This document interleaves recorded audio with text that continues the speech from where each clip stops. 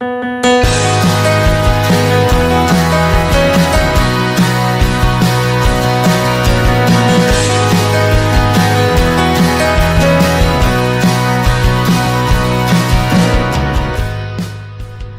그러면 우리 23회 23번째 에피소드의 두 번째 무엇이든 물어보세요 특집은 우리 알을 팔아주셨던 김 팀장님의 특집입니다. 와우! 자기 거 준비하느라고 말을 안 했어 아까.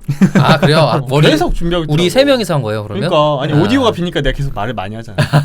청취자분들 제가 말을 많이 하고 싶어서 그런 게 아니라 제가 자기 것만 준비하고 있어가지고 아 지금 텐션이 떨어졌어. 그래서 어쩐지. 그러니까 원래 김 팀장이 딱 치고 들어와줘야 되는데. 그러니까 말이에요. 아 그렇구나. 자 준비 열심히 해봤으니까 해보세요. 성공했네요 제가. 힘 빼기 성공. 뭐야? 천지개벽 하나 뭐라 그러고 그것도 우리가 계속 끄집어내서 얘기하고. 그러니까 얼마나 열심히 준비했는지 한번 말씀해보세요. 아 네네. 네. 그 지난 시간에 알 특집 4편 했잖아요. 네. 근데 그것도 이제 시간이 부족해서 준비해놓고 얘기 못했던 것들이 있었어요. 그 중에 못했던 게 있었어요? 네, 제일 중요한 게 뭐냐면 그래서 네. 알을 익히려면 어떻게 해야 되냐고 이 얘기를 해드렸어야 되는데 그거는 책 사고 김 팀장님한테 돈 내고 강의 들으라고 해야 되는 거 아니에요? 맞아요. 4대 성소 중에 하나인. 그러니까 아니 심지어 청취자분들이 그런 표현을 써요. 아 진짜? 4대 성서 중 하나인 알 데이터 분석을 샀습니다 이렇게. 아이고. 물론 그것도 좋은 방법이지만 그보다 더 좋은 방법들을 소개해 드리려고. 아하. 일단은 저는 이제 알은 공부하고 배운다라고 생각하기보다는 익숙해지는 과정이라고 생각하거든요. 그러니까 네. 이거는 이제 외국어를 배우는 거랑 비슷한 것 같아요. 그래서 네. 계속 반복 사용하면서 그냥 익숙해져서 어떤 분석을 하려고 하면 이렇게 코드를 쉽게 쌀 수 있는 상태가 네. 되는 걸 목적으로 하는 거지. 우리가 무슨 뭐 시험 공부하던 것처럼 그런 식으로 공부하는 건 별로 좋은 자세는 아니라고 생각을 합니다. 그냥 네. 어떻게든 익숙해지는 전략을 찾는 게 좋을 것 같고, 그래도 이제 제일 처음 익힌다 그러면 아무것도 모르잖아요. 그러면 참고할 만한 자료들이 있어야 하니까 네. 어떤 자료들을 이용해서 공부하시면 좀 편한지, 저는 또 어떤 것들을 참고했는지 그런 것들을 소개해 드리려고 합니다. 아니 근데 생각해보니까 R을 제일 처음 공부하고 접하셨던 게 몇 년 전이에요? 지난번에도 한번 얘기한 적 있던 것 같은데 한 5년 정도 5년 된 것 정도? 같아요. 네. 저랑 비슷했나 조금 덜 찍이셨나 그랬던 것 같아요. 네. 하여튼 뭐 그 경험을 당시에 말씀해 주신다고 하니까. 네, 그때 이제 공부했던 방법도 지금 잠깐 소개해 드리려고 하는데, 일단은 뭐 모든 오픈 소스 언어들이 마찬가지이지만 일단은 웹에서 자료를 찾아서 공부를 하게 되거든요. 구글링을 하는 것도 물론 포함이 되고, 네. 일단은 거의 최신 기술들은 다 온라인에서 검색해서 알게 되기 때문에 책을 이용해서 공부하기보다는 온라인에서 학습하는 거를 추천드려요. 근데 뭘로 검색해야 돼요? 말씀드릴게요. 참고하실 수 있는 많은 자료들. 성격이 급해서 죄송합니다. 일단은 여러 가지 웹 서비스들이 있는데, 최근에 제가 제일 많이 참고하고 있는 곳은 데이터 캠프라고 하는 곳이에요. 데이터 캠프. 여기는 이제 온라인 동영상 강의를 볼 수 있는 곳이고, 기본적으로는 유료예요. 유료인데 그렇게 비싸지는 않고 구독 모델이 있습니다. 그럼 이제 여기에 올라와 있는 모든 강의들을 다 들을 수 있는 거야, 구독료를 내고 나서.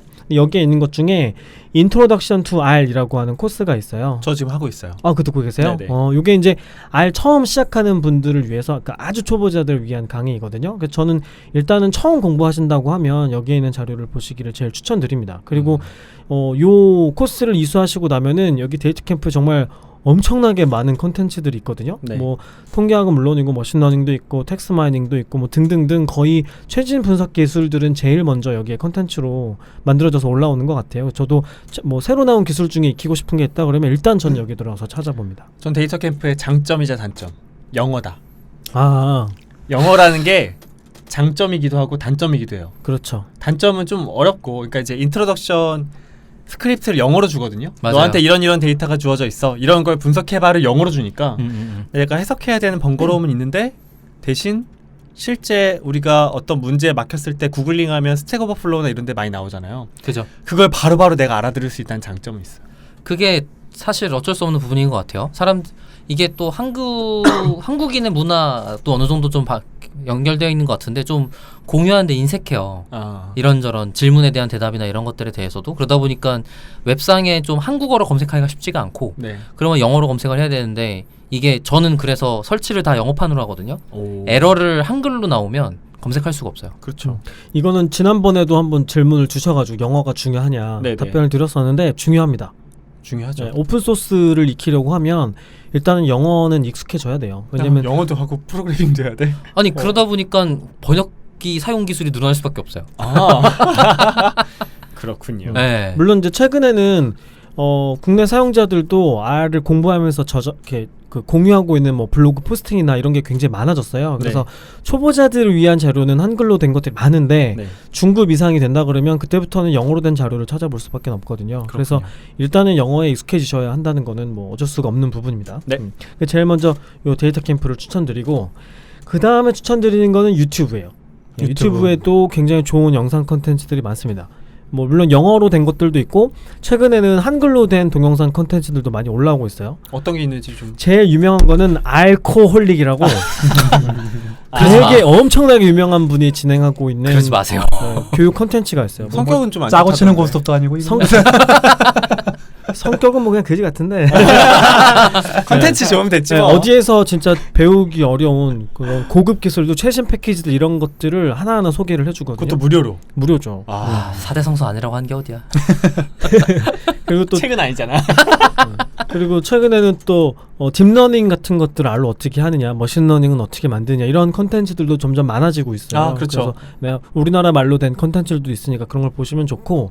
그럼 저도 예전에 처음에 샤이니가 이제 막 시작될 즈음에 뭐 온라인에 검색해도 자료도 없고 책도 없고 아무것도 없었는데 유튜브를 찾아보니까 콘텐츠가 있는 거예요. 동영상으로. 그것도 인도에 계신 분이 물론 이제 인도 영어라서 듣기가 쉽지는 않았으나 그런 최신 기술을 금방금방 익힐 수 있다는 장점이 있는 거죠. 유튜브는. 그렇게 플러스해서 그때 박 박사님이 데이터 공부하려면 좋은 게 블로그 써라. 맞아요. 그러니까 내가 만약에 영어로 좀 어렵게 공부했더라도 조금이라도 공부했으면 그걸 한글로 정리해서 내가 블로그를 쓰거나 뭐 데일리 뭐 이렇게 좀 포스팅을 하면 본인한테 도움이 되겠네요. 맞아요. 또 그걸 다른 사람이 볼 수 있고. 다른 사람 보는 건 덤이고 사실 내가 공부한 거 안 까먹으려고 쓰는 거에 가까워요. 그렇죠. 네. 기껏 시간 들여서 내가 익혔는데 그렇게 익힐 게 진짜 많거든요. 네네, 그러면 내가 익혀놓고도 까먹는단 말이야. 그리고 한 번 이걸 익혔다고 해서 이거 계속 기억할 수는 없기 때문에 그렇죠. 잘 정리된 문서로 만들어 놓으면 이제 미래의 내가 편해지는 거죠. 맞아요. 그렇지. 내가 내 걸 찾아보면 제일 이해가 잘 되기 때문에. 이거 너무 동의하는 게 제가 에버노트를 진짜 오래 썼어요. 이제 한 8년 차 됐을 거예요. 노트가 2,500개 정도 되거든요. 그러니까 내가 내 걸 보면서 내가 이런 거 내가 이런 걸 기록했어? 이렇게 검색해보니까 이런 게 나오는 거야? 검색해보니까 다 예전에 과거에 내가 정리해놓은 거야. 너무 좋은 거예요. 약간 그런 느낌인 것 같아요. 맞아요. 저도 깃허브를 그렇게 쓰는데 뭔가 코드를 제가 미리 만들어놨잖아요. 그러면 그거 어떻게 했는지 기억 못하죠 당연히. 그러니까 찾아가서 보면 맞아 이렇게 하는 게 있구나 이렇게 돼요. 좀 복잡한 것들은 특히나. 또 그 다음에 세 번째로는 지난번에도 이것도 소개해드렸었는데 코세라라고 하는 무크 서비스가 있습니다. 여기에도 굉장히 많은 콘텐츠들이 올라와 있고 저는 처음에 여기 코세라에서 공부를 시작했었어요. 물론 이제 조금 난이도가 다른 무크들 동영상 콘텐츠에 비해서는 조금 높은 편이에요. 보통 이제 대학 교수들이 강의를 하고 있기 때문에 난이도는 조금 높지만 굉장히 코스가 탄탄하게 구성이 되어 있고 대학에서 익히는 커리큘럼하고 굉장히 유사하게 돼 있어요. 코세라는 다 배우면 서티피케이션도 나와서 링크드인이나 이렇게 페이스북에 얹을 수 있지 않아요? 맞아요. 네, 맞아요. 제가 데이터 캠프가 없나요? 데이터 캠프도 있기는 한데 코세라만큼의 공신력을 갖고 있진 않죠. 코세라는 공식적으로 주어지는. 진짜로 여기는 대학에서 아예 코스를 짜기도 하거든요. 예를 들면 뭐 존스 홉킨스 대학에서 처음부터 끝까지 코스를 쫙 짠다. 그럼 이제 서티피케이션을 돈 주고 물론 돈을 내야지 받을 수 있어요. 원래 무크의 컨셉이 그거죠. 대학에서. 그쵸? 대학의 대체. 그쵸, 오픈된 강좌를 만들어준다는. 네. 잘 참았어. 지금 이제 제가 말씀드렸던 것들은 다 이제 동영상 컨텐츠들을 가지고 공부하는 방법들이었어요. 이게 뭐 책만 가지고 보기보다는 이런 영상 컨텐츠를 보면서 하는 게 아무래도 더 재밌기도 하고 이런 걸 제일 먼저 추천드리고 저도 지금 뭔가 새로 익힌다 그러면 일단은 이런 동영상 컨텐츠를 먼저 찾아봅니다. 유튜브에서 검색할 때 팁이 있는데 How to 뭐뭐뭐 R이라든지 뭐뭐뭐 R 튜토리얼 이라고 하면 좀 처음에 접근하기 좋은 영상들이 나와요. 튜토리얼? 네. 아니면 how to? 네. 그 다음에 이제 동영상 컨텐츠도 이 정도 설명드리고 사실 제가 생각했을 때 어떤 기술을 가장 효율적으로 빠르게 익히는 방법은 뭐냐면 그걸 잘하는 사람을 친구로 만드는 거예요. 그럼요. 그러면 막힐 때마다 찾아가서 물어볼 수 있잖아요. 그러면 그쵸. 저도 그래서 박 박사를 친구로 두고 있는 거고. 그 이유 하나로. 그 이유 하나죠. 이 사람 강의에서 질문 들어온 거 저한테 질문한단 말이에요.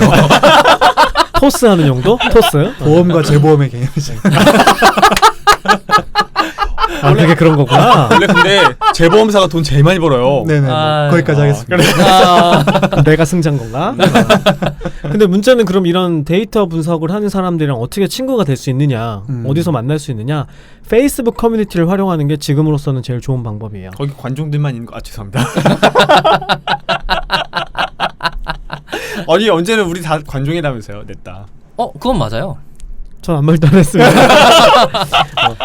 저는 그거 좀 되게 아쉬워요. 난 떳떳한데? 아니 관종인 건 당연하고 그 활동 공간이 페이스북이라는 게 좀 아쉬워요.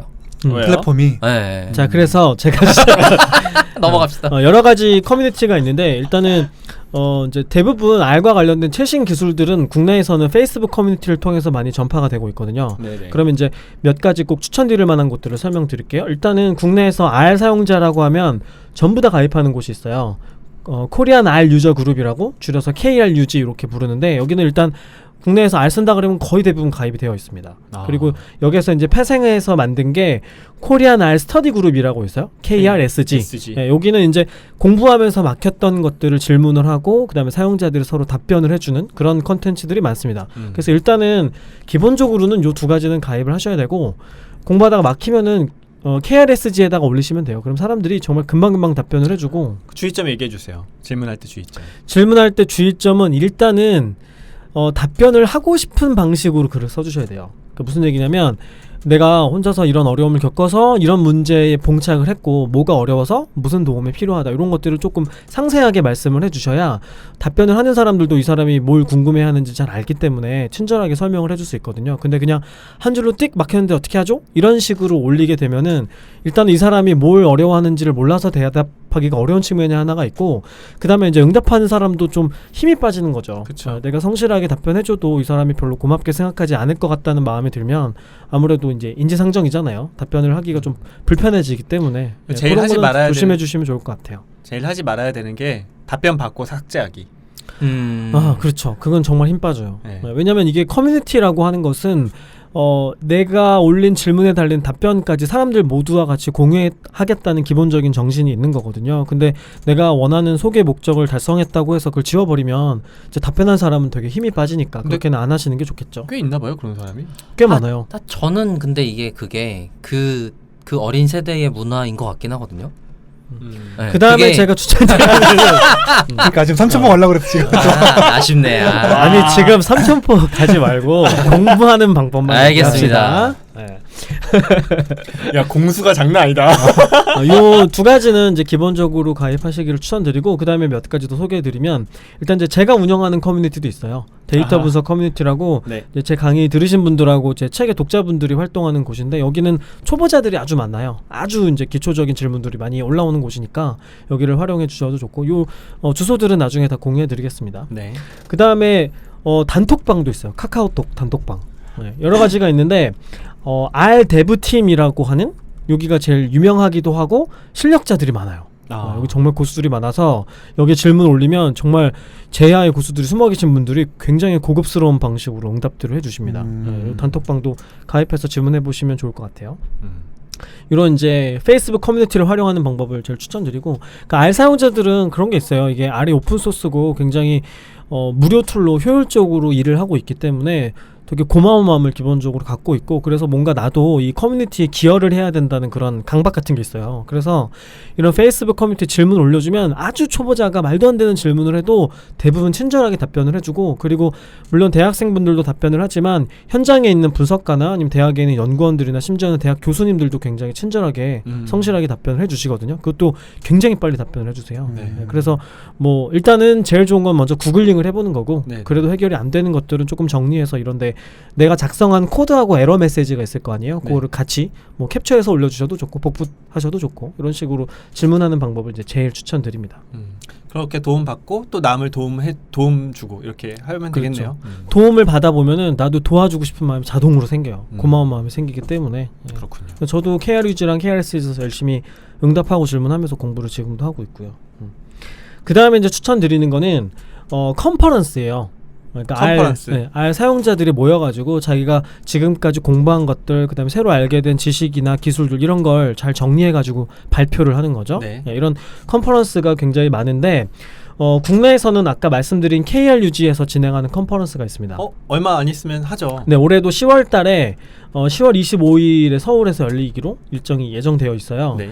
그래서 이게 이제 매년 한 번씩 열리는 행사고 전국에 있는 R 사용자들이 다 모여가지고 이제 아주 좋은 분석 사례들, 좋은 기술들을 공유하니까 여기에 가면 이제 현장에서 실제로 R을 사용해서 어떤 식으로 일을 하고 있는지 이런 것들을 익힐 수가 있는 거죠. 그러면 다 모이면 이제 왕관이랑 딱 지팡이 들고 김 팀장님이 앞에 나가는 거예요? 네. 그 다음에 제가 또 추천드릴 이 방송 들으실 때쯤이면 다음 달이겠네 바로 그냥. 그러네요.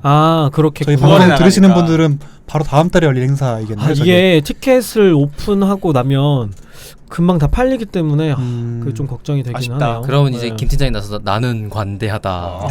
근데 저는 좋은 게 이게 나중에 발표 자료랑 영상도 요즘에 많이 공유가 되더라고요. 그래요? 일단은 국내에서는 아직은 영상까지 공유하는 문화가 아직 뭐 활발하지는 않은데 네. 그래도 이제 발표 자료 같은 것들은 이제 수용하시는 분들은 분들의 자료를 온라인에다 오픈을 하거든요. 그럼 이제 그걸 활용해서 공부할 수도 있겠죠. 그렇군요. 그 다음에 이제 제일 유명한 컨퍼런스는 R 파운데이션에서 하는 유즈 R이라는 행사가 있어요. 여기 이제 전 세계의 R 사용자가 모이는 행사인데 매년 열립니다. 헤들리 위컴 오고 막. 헤들리 위컴도 오죠. 네, 거의 뭐 그룹급 인사들 우리가 이름 되면 알만한 그런 스타 플레이어들. 헤들리 위캠이라고 그 R 패키지를 만드는 개발자예요. R 스튜디오에 있는 치프 사이언티스트인데 이 사람은 이제 거의 뭐 R 생태계에서는 이제 최고 스타죠. 진짜 연예인 같은 사람. 진짜 슈퍼스타예요. 리누즈 토발드 같은 사람이에요. 누구? 그 사람도 모르겠구나. 저기 알아죠. 귀도반 노선만 비슷해. 그런 사람이요. 헤들리랑 둘이 친구예요. 진짜요? 네. 사적으로 친구라고? 사적으로는 좀 모르겠는데. 근데 그쯤 되면 그쯤 되면 패친급으로 친구 아니겠어? 그러니까 뭐 스티브 잡스랑 빌 게이츠랑 친구 뭐 이런 거랑 비슷한 거 아니야? 위아더 월드니까요. 그 다음에 이제 유즈 R이 있고 또 뭐가 있냐면 R 스튜디오에서 여는 컨퍼런스도 있어요. R 스튜디오 컨퍼런스라고 여기는 이제 헤들리 위컴이 공을 많이 들이는 곳이죠. 요 두 가지 컨퍼런스는 매년 열리고 보통은 이제 유럽에서 많이 열려요. 유럽에서 많이 열리고 미국이나 캐나다 이런 이제 미주권 국가들에서 뉴질랜드에서도 열리고. 뒤에 두 개는 외국 행사군요. 네네. 네.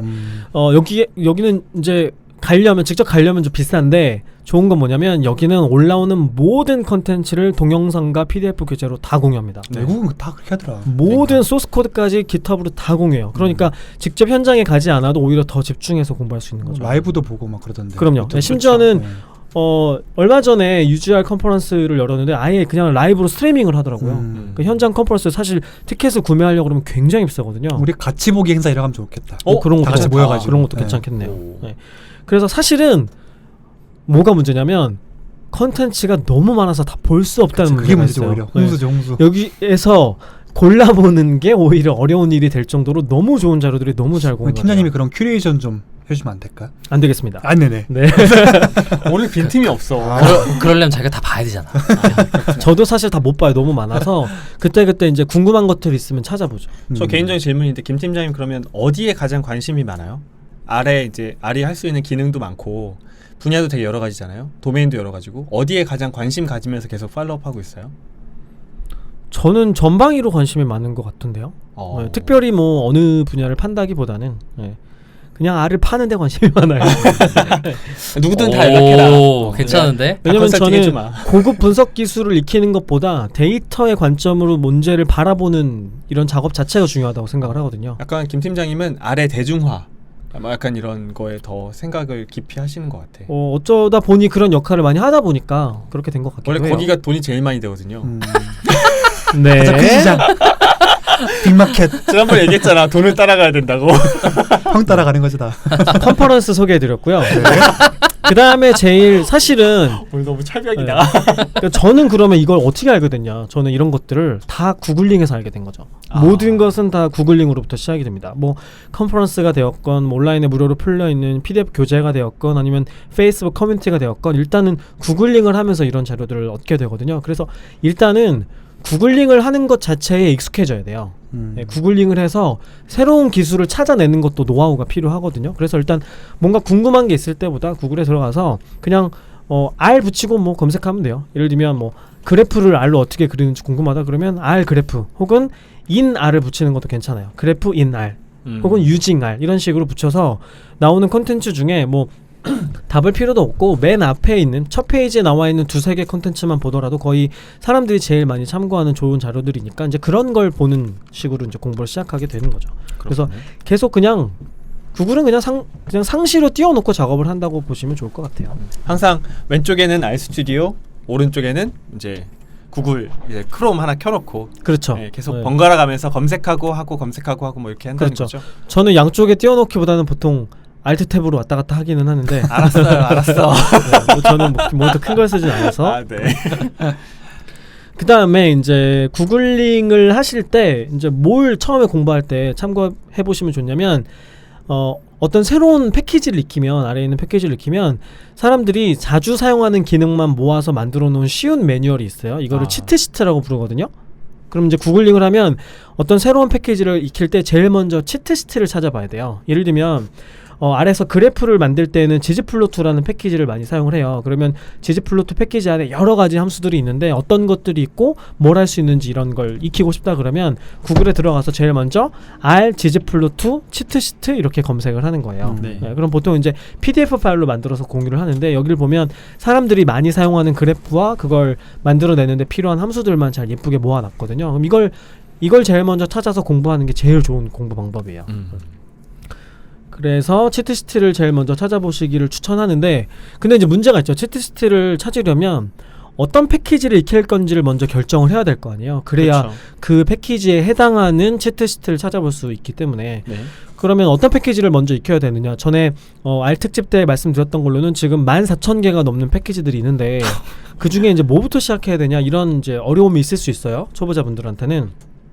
그러면 제일 최근에 추천하는 거는 아까 잠깐 나왔던 헤들리 위컴이 만든 패키지들 일단은 제일 많이 사용이 되는 것들이에요. 어떤 거가 있어요? 일단은 시각화할 때 쓰는 지즈플로트라는 게 있고요.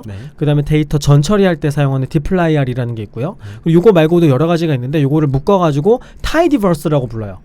타이디하고 유니버스를 합친 거죠. 타이디는 좀 깔끔한 데이터라는 의미가 되고 버스는 유니버스의 버스가 합쳐서 타이디버스라고 하는데 타이디버스에 묶여있는 패키지가 한 10개 정도가 될 거예요 아마. 지금은 계속 조금씩 늘어나고 있는데 그럼 타이디버스라는 패키지만 설치하면 다 설치가 되는 거예요? 아니면 따로따로 설치하는 건데 그 카테고리를 타이디버스라고 부르는 거예요? 두 가지 방법이 다 있어요. 따로따로 설치하는 방법도 있고 아니면 패키지 이름으로 아예 타이디버스라는 이걸 묶여있는 패키지가 있어요. 그럼 그거 하나만 설치해도? 그러니까 패키지들이 원래 패키지 하나가 함수들을 여러 개 묶어 놓은 거잖아요. 그게 하나의 패키지가 되는 건데 그거를 또 묶어 놓은 종합 패키지 같은 게 있는 거예요. 그래서 이 타이드버스를 패키지를 설치하면 여러 가지 패키지를 동시에 설치를 해줍니다. 그러면 이 안에 들어있는 패키지들을 익히는 게 초보자한테 제일 추천하는 방법이에요. 약간 파이썬 하시는 분들의 빗대어 해보면 뭐 넘파이나 판다스나 매트플롤립 이런 그런 걸 묶어놓은 거죠. 늘 묶어놓은 게 파이썬에도 그런 게 있나? 궁금하네. 파이썬은 없을걸요. 파이썬에서 타이드버스가 지금 말씀하신 게 되게 필수 패키지들인데 그렇죠. 넘파이, 판다스, 매트플롤립 이렇게 라이브러리를 해야 되니까. 네네 알겠습니다. 타이디버스를 익히면 좋은 건 뭐냐면 안에 있는 문법들이 같은 철학을 공유하고 있어요. 그러니까 이 패키지를 만드는 사람이 다 다르기 때문에 함수 이름을 결정하거나 동작하는 방식을 결정할 때 다 나름의 자기 취향이 반영될 거 아니에요. 그러면 처음 익히는 사람들은 이게 조금 되게 혼란스럽거든요. 방식이 계속 달라지기 때문에. 근데 타이디버스 안에 들어있는 패키지들은 같은 기조를 가지고 있기 때문에 되게 비슷한 방식으로 만들어져 있어요. 김 팀장님 이렇게 강의 같은 거 하실 때 항상 타이디버스 스타일을 좀 추천하시잖아요. 그렇죠. 똑같은 기능을 하는 다른 패키지가 있는데도 타이디버스 스타일로 하세요라고 하는 이유는 뭐예요? 그게 쉽기 때문에 그래요. 요 하나의 철학을 내가 인식을 하면 이해를 하면 관련한 다른 타이디버스 안에 있는 패키지들도 금방금방 익혀서 쓸 수가 있거든요. 근데 그 방식 자체가 좀 효과적이거나 보기 직관적이거나 그런 거예요? 사람이 이해하기에 제일 쉽게 되어 있어요. 사람이 이해하기 편하게. 그래서 최근에는 R을 익힌다 그러면 이 타이디버스에 들어있는 패키지들을 제일 먼저들 익히게 되는 것이죠. 그래서 일단은 타이디버스 안에 들어있는 것들을 먼저 익히시기를 제일 먼저 추천드리고 그 다음으로 조금 더 익힌다고 하면은 RStudi오에서 관리하는 패키지들이 좋아요. 여기 있는 것들이 계속 끊임없이 계속 업데이트가 되고 있고 열심히 업데이트를 하고 사람들이 많기 때문에 사용자들이 많기 때문에 검색해보면 관련된 자료를 찾기가 편하거든요. 그래서 어떤 게 있어요? RStudio 쪽 패키지는? RStudio 패키지는 제일 유명한 거는 뭐 샤이니 같은 게 있겠죠. 샤이니가 RStudio 패키지예요? 네, 대시보드 같은 걸 만들 때 쓸 수 있는 샤이니 같은 것들이 있고 그 다음에 최근에는 모듈러라고 해서 머신러닝 모델을 만들 수 있는 패키지들이 있어요. 이것도 타이디버스 스타일로 만들 수 있거든요. 이것도 이제 RStudio에 들어가 보시면 이것도 제가 링크를 소개해 드릴 텐데 RStudi오에서 관리하는 패키지들만 모아놓은 페이지가 있거든요. 그 안에 들어가 보시면 거기 있는 것들을 찾아보실 수 있겠죠. 진짜 무궁무진해요. R도 그렇고 막 파이썬도 그렇고 할 수 있는 게. 아니 기본적으로 우선 지금 R 생태계를 이끌고 있는 유일한 회사에 가까워요. RStudi오가. 네, 그래서 그쪽에 헤들리컴이 관리하고 있거나 펀딩을 했거나 뭐 이런 식의 패키지들이 많죠. 방금 있던 타이디버스도 지금 뭐 비영리 단체처럼 운영되고 있기는 하지만 헤들리컴이 거의 RStudio 팀에서 운영 관리하는 거에 가깝다고 보시면 될 것 같고 실제로 그쪽 운영 관리를 위한 사람을 고용해서 전문적으로 맡기기도 해요.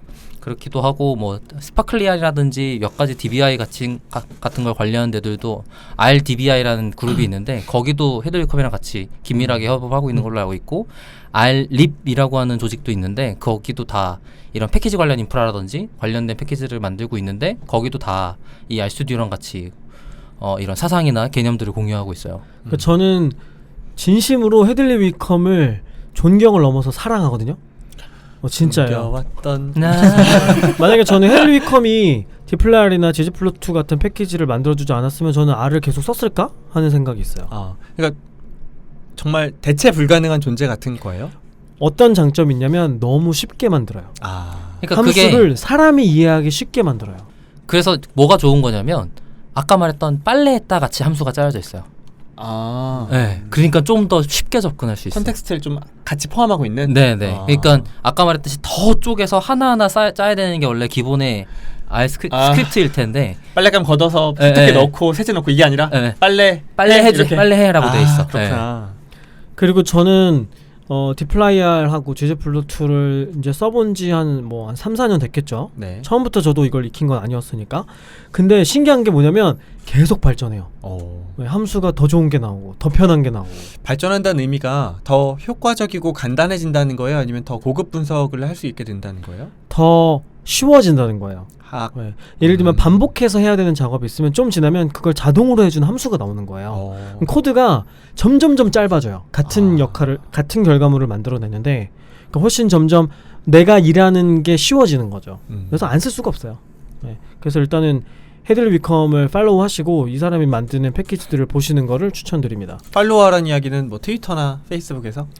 그냥 타이디버스를 익히게 되면은 헤들리 위컴님을 따라가게 되는 거예요. 님이라고 했어. 님보다 더 높은 거 없나?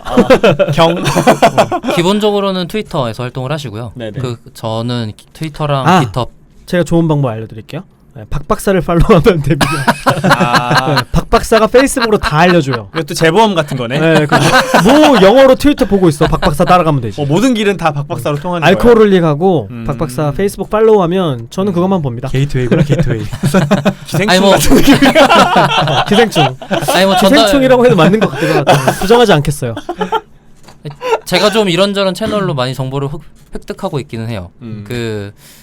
오픈 사이언스 컨소시엄 뭐 이런 데도 있고 몇 군데 조직에서 발행하고 있는 정보성 메일도 계속 꼬박꼬박 받아보고 있고 그다음에 트위터랑 깃허브에서 활동하는 R 개발자들 전부 어지간하면 유명한 사람들은 팔로우하고 있기 때문에 그래서 뭔가 그 사람들이 다 보고 대박 이거 좋아 이러면 저도 이거 좋네 그래서 공유하는 거죠.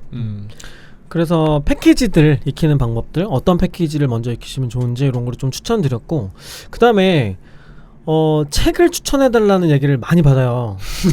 많이 뵀는데 일단은 사실은 뭘로 시작해도 상관없어요. 그냥 보기에 쉬운 책 쓰시면 돼요. 보고 나서 나한테 좀 친숙한 디자인으로 되어 있고 어렵지 않아 보이는 거를 일단 시작하시고 책은 저는 한 권만 보면 된다고 생각해요. 그리고 제일 많이 팔린 책이 아무래도 좀 사람들이 좀 쉽게 책은 일단 한 권만 보시고 그러고 나면 아주 기본적인 R 문법에 익숙해졌다라고 하면 그 다음부터는 책을 보시기보다는 구글링을 하셔야 돼요.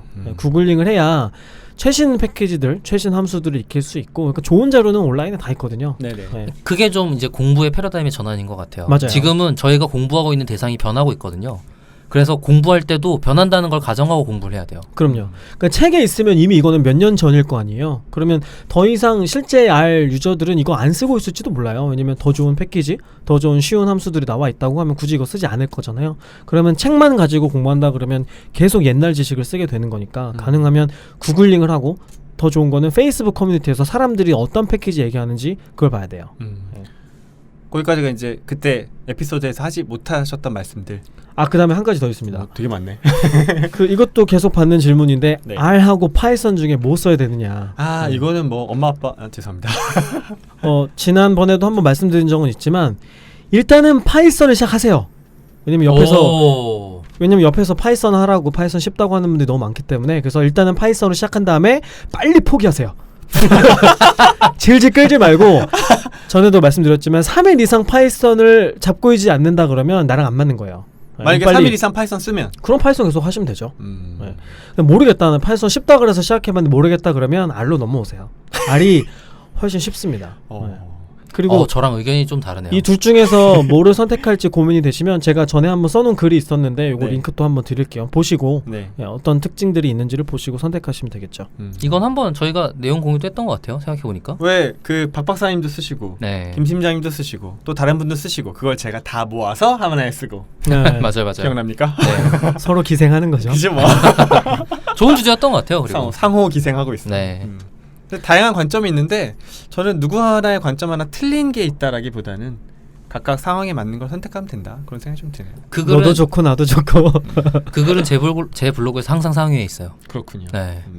제 글도 그게 공유가 엄청 됐어요. 제일 핫한 내용 중에 하나죠. 그렇죠. 마지막으로 대부분 이제 부족했던 부분을 좀 말씀을 하신 거죠. 그러면 이제 저희가 시즌 1이 뭐 끝나고 시즌 2로 들어갔을 때는 김 팀장님이 이제 앞으로 어떤 내용들을 좀 다뤄주시게 될지 청취자분들께 뭐 예고를 할지 이런 거 좀 말씀해 주시면 좋을 것 같은데요. 네, 앞으로 어떤 것들을 다뤄볼까 생각하고 있냐면 일단은 우리가 통계 분석을 하게 되면은 p-밸류를 중심으로 분석 결과를 수용할지를 판단하게 되거든요. 근데 이 p-밸류라는 게 뭔지, 네. 그 다음에 이거는 분석가가 좀 나쁜 마음을 먹으면 내가 원하는 형태로 결과물이 나오게 할 수가 있어요. 이런 걸 p-해킹이라고 하거든요. 네, 이런 얘기를 좀 다뤄보면 재밌지 않을까 하는 생각이 있고, 그 다음에 제목은 이래요. 데이터인가 미신인가. 사람들이 뭔가 이게 분석과 관련해서 결정된 과학적인 지식이 아닌가 생각하지만 사실은 그렇지 않은 것들, 그런 게 있어요. 이게 근거가 있는 것들이 이제 분석 결과로 나오는 게 있는지 이런 게 뭐가 있나 얘기를 하면 재밌을 것 같고. 저 방송한 다음에 우리 종방한다는 소문이 있어요.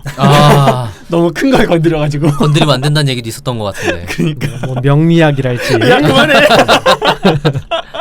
네, 혈액형이랄지 뭐 이런 거. MBTI랄지. 네, 그렇죠. 그런 거. MBTI랄지. 그 다음에 이제 제 전공이 심리학 쪽이니까 심리 측정과 관련된 것들, 네. 사람의 능력이나 성격이나 이런 건 어떤 식으로 측정하게 되고 얼마나 신뢰할 수 있고 또 어디에 활용할 수 있는가. 그거 딱 보면 안다면서요.